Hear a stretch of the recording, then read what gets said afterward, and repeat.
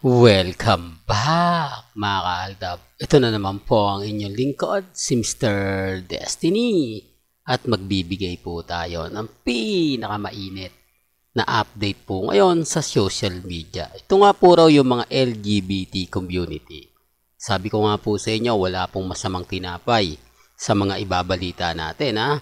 Nire-respeto po natin at ginagalang yung mga taga LGBT community. Alam nyo mga kaaldab, mas ano pa po sila mas totoong tao pa po talaga sila. Hindi, ang ibig kong sabihin o pinupunto natin, hindi po sila yung katulad ng tunay na babae, tunay na lalaki.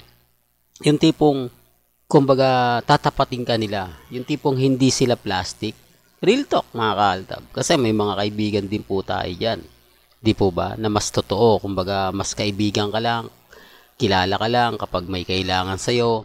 Pero kapag wala na, di po ba? Kaya nga po sabi sa inyo, wala pong rason, dahilan, di po ba, sa mga bagay na ganyan na i-discourage natin po sila. Real talk to mga kaaldab. Sabi ko nga po sa inyo, malaki respeto natin dyan.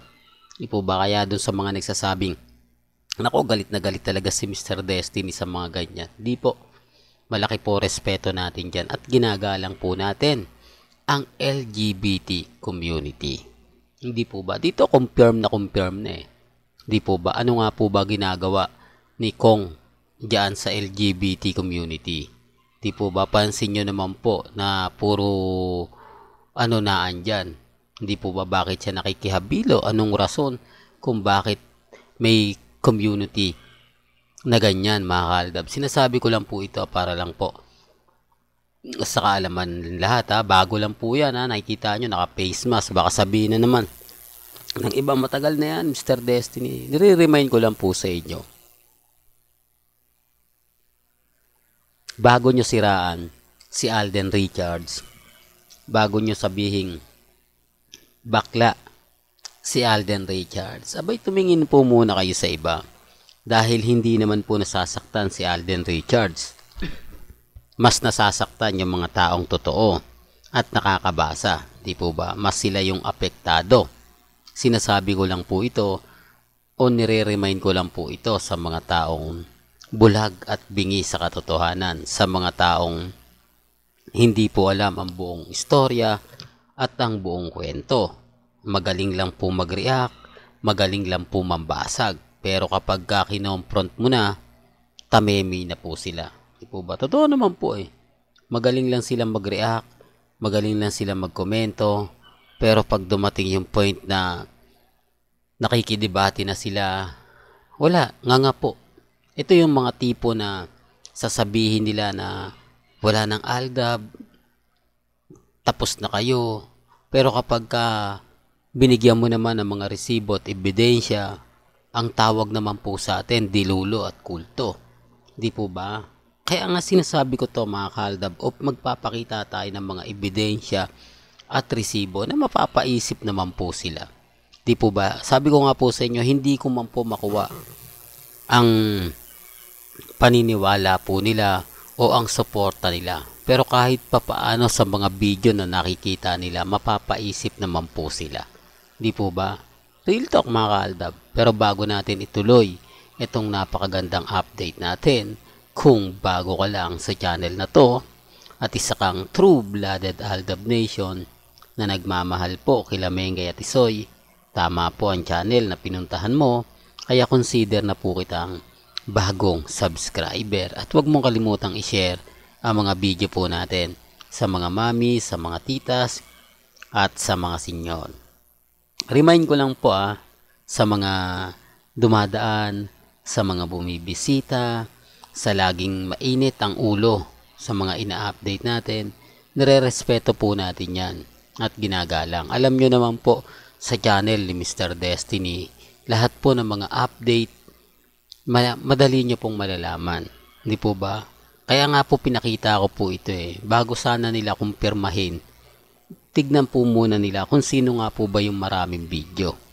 Kung sino nga po ba yung mas kahina-hinala. Di po ba? Kaya nga sabi ko sa inyo, may mga point na nakikita naman po natin. Kaya lang nagbubulag-bulagan po tayo.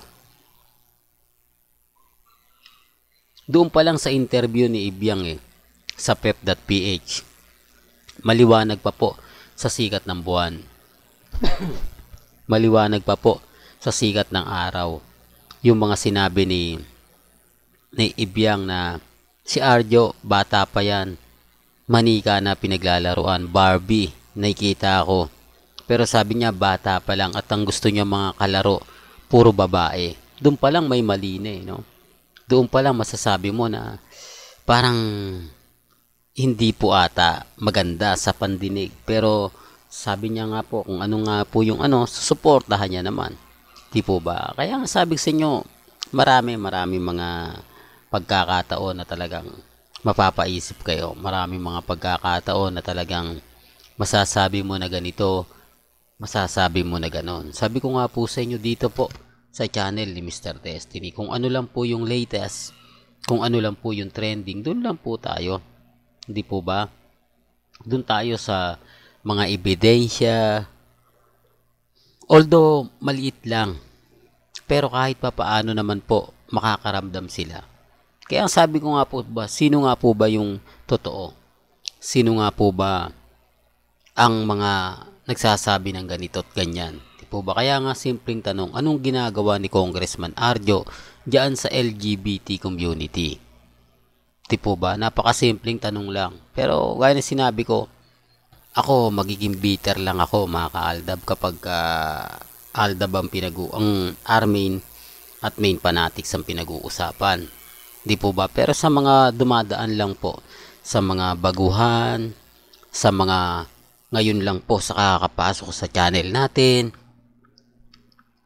o naligaw lang po kay Mr. Destiny, ito po yung channel sa Aldab. Marami po kayong malalaman, marami po kayong maiintindihan.